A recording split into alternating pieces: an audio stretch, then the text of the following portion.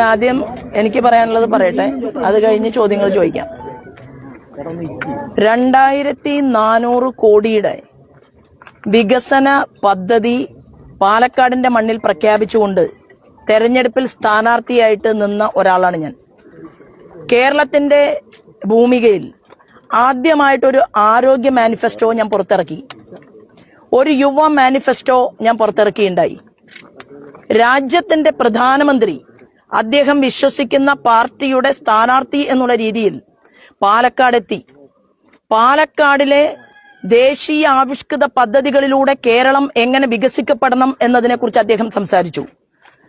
ആ പ്രധാനമന്ത്രിയോടൊപ്പം ശോഭാ സുരേന്ദ്രൻ ഇരുന്ന ഫോട്ടോ ചില മാധ്യമങ്ങൾക്ക് അരോചകമായി. അവർ അത് കവർ ചെയ്തില്ല.